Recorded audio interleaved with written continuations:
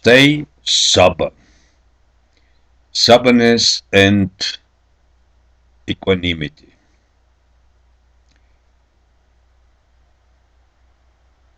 People who start meditation, especially at the beginning, strange sensations might occur. Strange body sensations. They have the feeling that the body becomes light, like a feather, and they feel they are levitating, or they have visions, sometimes beautiful visions. So they think they already made it. They think they're already enlightened. But they might be wrong. And in most cases, they're really wrong. So I will tell you a story. There was a disciple meditating in his hut. And one day he came with the head hanging, very depressed. He came to the master and said, "Master, my meditation is horrible. I cannot control my mind.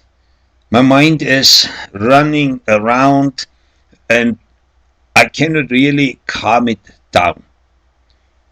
The master said, "This too will pass. Go back to your meditation hut and continue meditating." So the disciple went back a little bit disappointed about the coldness of the teacher. And after a couple of days, he came running, overjoyed, came to the teacher and said, "Master, my meditation today was marvelous. I felt so concentrated and so calm, and I had wonderful visions." And the master said, "This too will pass. Go back to your meditation hut." This time the disciple was even more disappointed. What a cold and indifferent master. He doesn't feel with me. So he went back, and several weeks passed. He didn't show up again, so the master became a little worried. And he went to his hut and asked, "So how are you doing now?" But his disciple said, "Who cares?" What does this story teach us? The disciple, one day he was depressed, and the other day he was elated, overjoyed. So there was ups and downs and ups and downs. And what did the teacher say? All the states of mind are transient. They will pass. Let them pass. So this teacher, he wasn't disappointing the disciple. He knew exactly how these states are changing, always changing. So he just ignored it. He ignored what the disciple said. And the same we should do. Ignore these ups and downs and ups and downs.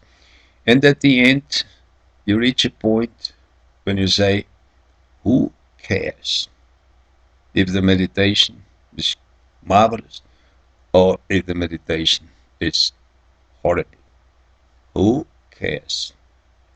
So we reach a point of even-mindedness, of equanimity, and we stay sober.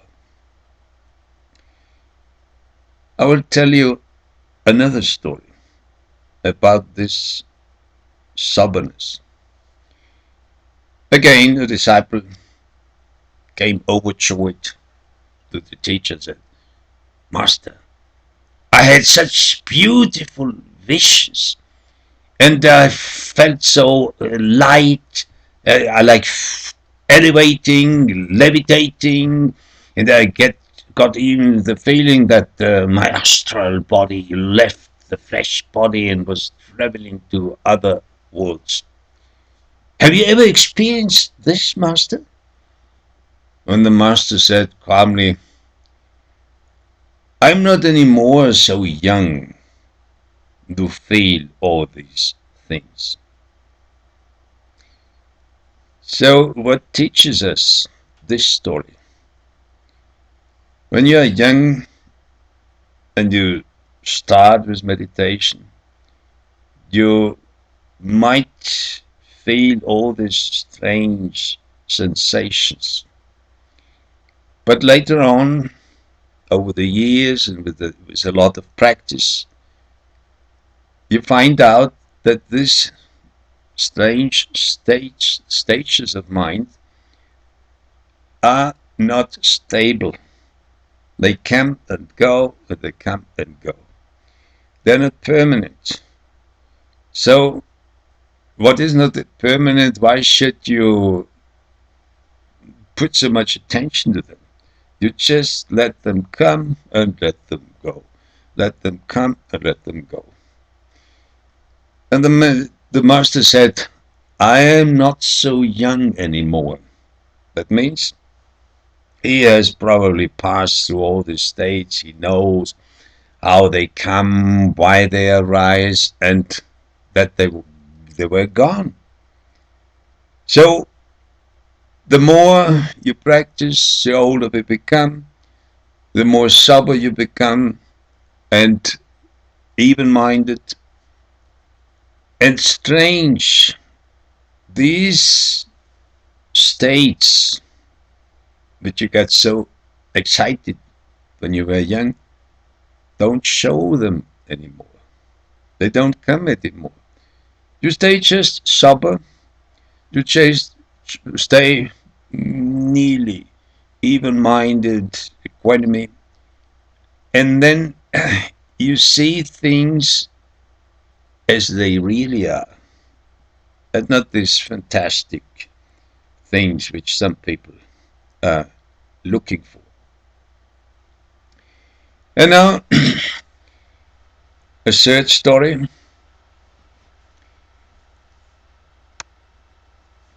about the Desert Fathers. I admire the Desert Fathers who went into the desert to meditate. They were the real Christians, and the only Christians who really meditated. It's really a sad thing that most of these original meditations were just lost, or Christians normally don't practice them. So I recommend you the book Philokalia, where these Desert Fathers were giving advice how to meditate. Obviously, when somebody goes into the solitude of a desert and he is reading just the Bible and he has all this Christian stuff about devil and angels in his mind, and when nothing is coming in anymore from the outside, because what you see is just sand and desert, obviously after some times the mind is playing its games, and suddenly the monk sees the devil sitting in front of him on a stone. Oh, he sees angels flying around him. And there come the Desert Fathers. They say, if you see the devil, ignore him. If you see the angels flying around you, ignore them. There's no devil outside. There are no angels flying around. They're all in your mind. So these desert fathers, they knew about the dangers. When you are just with your own mind, and if you don't know the mind games, so they recommended soberness. Don't get caught by all these visions. If they're terrible visions or if they are beautiful visions, ignore them both. And again, let them pass and stay sober. So, as meditators, we are not looking for strange sensations or visions. What we want to reach is a clear mind, a sober mind, which allows us not to see fantastic things, but to see what's really is in front of us. And with this kind of soberness, we stay in the present moment. We don't go to a monastery or to the desert to see strange things. We just see ordinary life as it is. So stay sober and stay even minded. And when these strange things come up, let them pass, and don't get caught up by them. Because then the devil